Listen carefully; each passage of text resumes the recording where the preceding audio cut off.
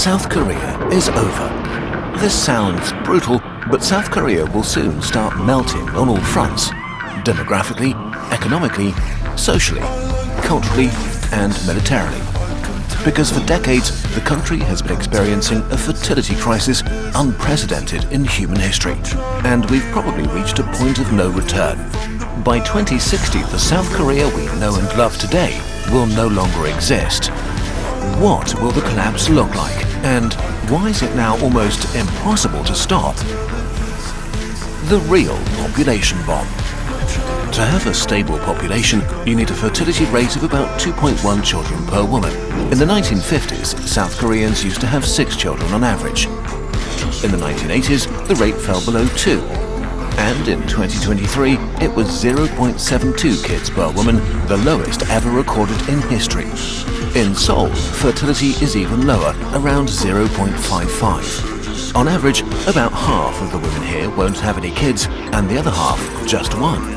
What do these numbers actually mean in the real world? If fertility stays as it is, then 100 South Koreans will have 36 kids. When they grow up, they will have 13 kids, who will then have 5. Within 4 generations, 100 South Koreans will turn into 5.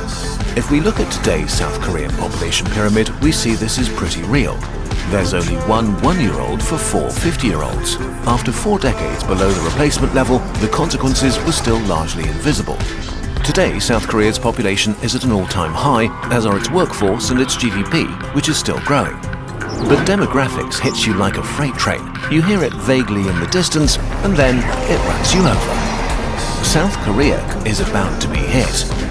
Let's time travel 35 years into the future to 2060 and see what the country will look like then. When it comes to demographics, the most commonly used projections are those put together by the UN. They envisage 3 scenarios: low fertility, medium, and high. But in the past, all medium UN projections for South Korea have consistently been too positive. Between 2022 and 2023 alone, fertility in South Korea dropped by another 8%. So we're going to use the latest low fertility scenario, which has been the most accurate in the last few years. 16 million South Koreans will have disappeared in just 35 years.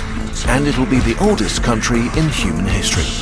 1 in 2 South Koreans will be over the age of 65. Less than 1 in 10 will be under 25. And only 1 in 100 will be small children. Imagine waking up in a country where the streets are strangely quiet with no children playing on them.